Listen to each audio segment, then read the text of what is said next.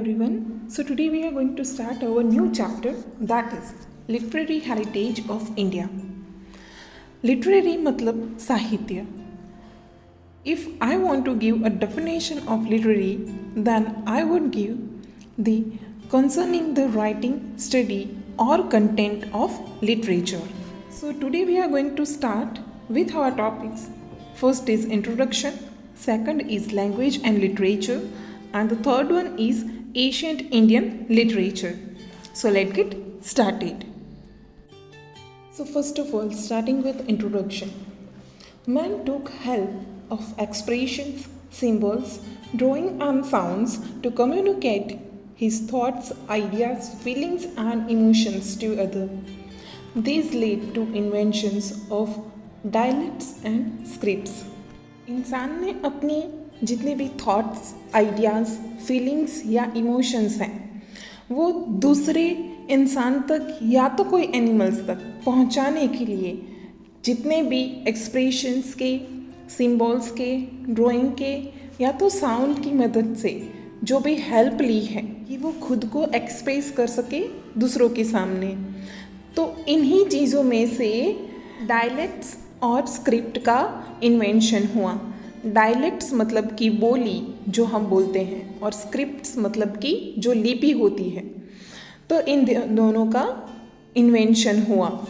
This script contributed to the development of language, कि यही जो स्क्रिप्ट है जिसे लिपि भी कहा जाता है, तो उन्होंने कंट्रीब्यूशन दिया किस चीज़ के लिए? तो लैंग्वेज के डेवलपमेंट के लिए। Over a period of time language was being used for expression of thoughts. जैसे ही टाइम आगे निकलता गया वैसे ही हर एक ने अपने जो थॉट्स हैं उसको अभिव्यक्त करना, मतलब कि एक्सप्रेस करना, तो उसके लिए लैंग्वेज का यूज़ किया, मतलब कि भाषा का यूज़ किया। The constructive use of language led to creation of literature, मतलब कि ये जो लिटरेचर है उसका हमने सृजनात्मक यूज़ किया जिसकी वजह से साहित्य का निर्माण हुआ। From Asian time Indian literature is known for its diversity and uniqueness, कि एशियन टाइम से ही इंडियन लिटरेचर मतलब कि भारतीय साहित्य है वो अपनी विविधता और विशिष्टता की वजह से हर जगह पे फेमस हो गया। Indian scholars divided ancient literature into वैदिक एंड क्लासिक लिटरेचर। स्कॉलर्स मतलब कि विद्वान, तो भारतीय विद्वान थे, उन्होंने प्राचीन साहित्य के दो पार्ट किए, एक हुआ वैदिक साहित्य और दूसरा हुआ प्रशिष्ट साहित्य। It means first one is Vedic literature, वैदिक साहित्य, and the second one is classical literature, it means प्रशिष्ट साहित्य। Besides this, some folk literature was also popular.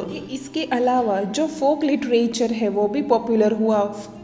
folk literature मतलब जिसको हम लोग बदलते हैं वैसे बोली भी बदलती है, तो मतलब हम उसको लोक भाषा भी कह सकते हैं। Now talking about language and literature. Language मतलब की भाषा and literature मतलब की साहित्य।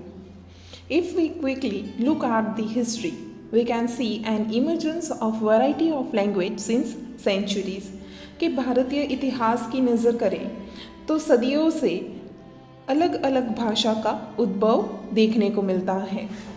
This language influence one another and it resulted in development of literature. मतलब कि ये सारी भाषा ने एक दूसरे के ऊपर अपनी प्रभाव रखा जिसकी वजह से भाषा के साहित्य में बहुत ही ज़्यादा परिवर्तन देखने को मिला।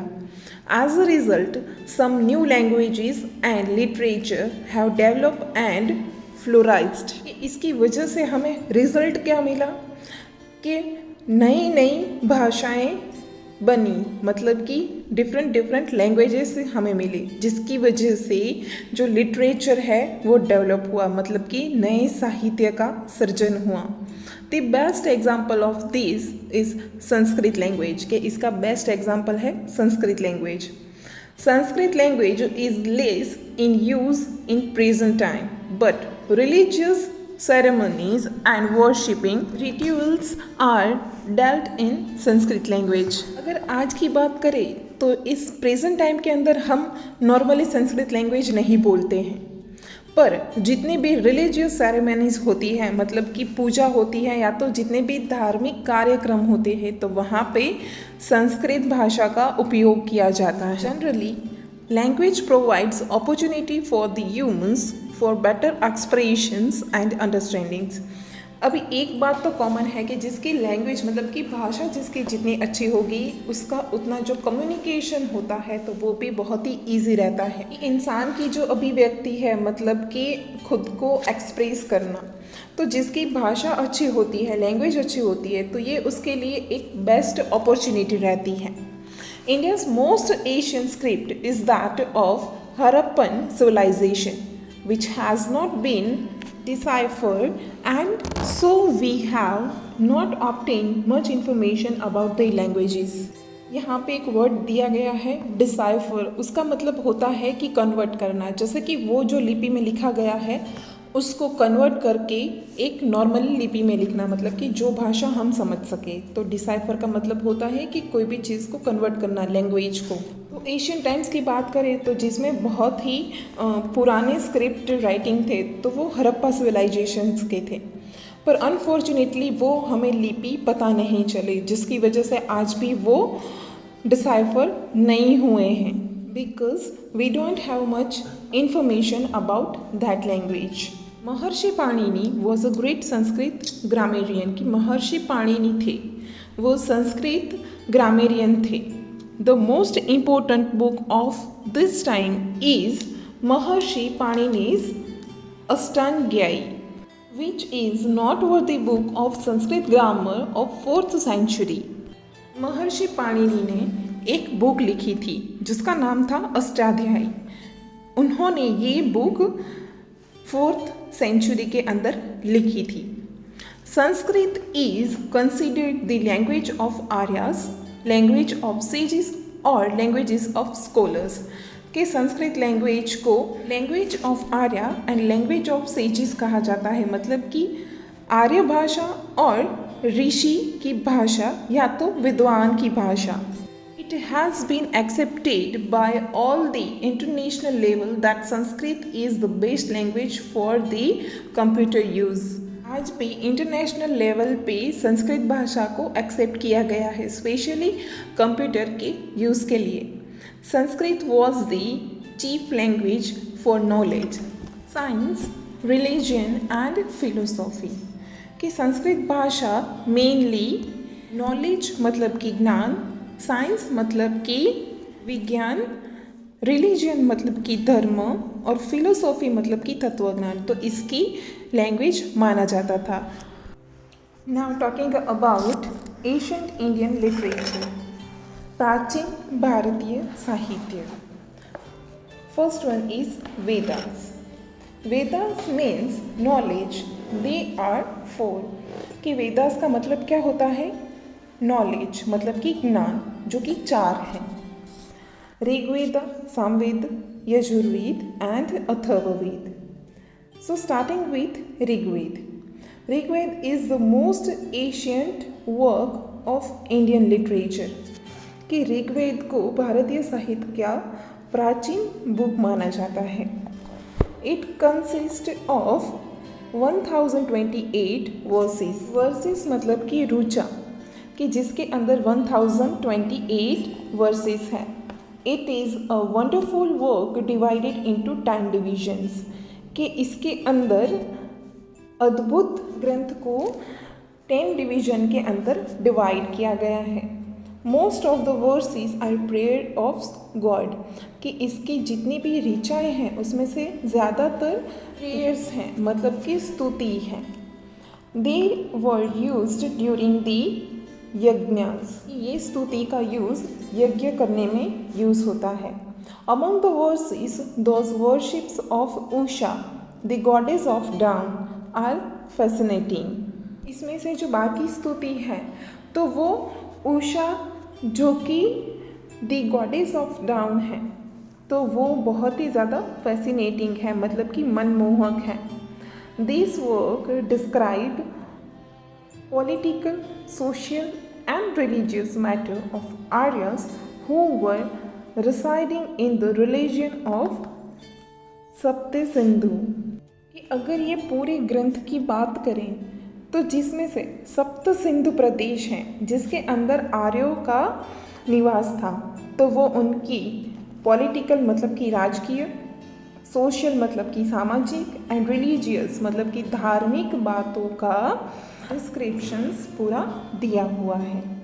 Now talking about Samaveda, 3 other Vedas were also composed after Rigveda. कि इसके अलावा ऋग्वेद के अलावा बाकी 3 वेद का भी निर्माण हुआ था। Out of them Samaveda was composed to focus on the process of recitation of verses, hence it is known as the Gangotri of music। तो सामवेद के अंदर क्या इंक्लूड किया गया है, तो जितनी भी ऋग्वेद की ऋचाएँ थी मतलब कि वर्सेस थी, तो उसको गाना कैसे हैं, तो ये सामवेद के अंदर दिया गया है, जिसका राग और लय दोनों इंक्लूड किया गया है, जिसकी वजह से सामवेद को संगीत की गंगोत्री भी कहा जाता है। So basically Samaveda is connected with music. Now talking about Yajurveda, it is called a Veda of yajnas. कि यजुर्वेद को यज्ञ का वेद कहा जाता है। It is composed in both the forms prose and verses. ये वेद को 2 फॉर्म्स के अंदर कन्वर्ट किया गया है, गद्य और पद्य।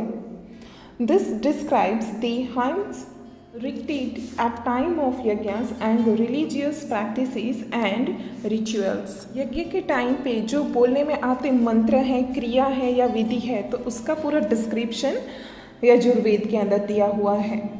Now talking about Atharvaveda, Atharvaveda describes various types of ritual and sanskars. कि अथर्ववेद के अंदर जो कर्मकांड करते हैं और संस्कार, ये दोनों का डिस्क्रिप्शन इसके अंदर दिया हुआ है।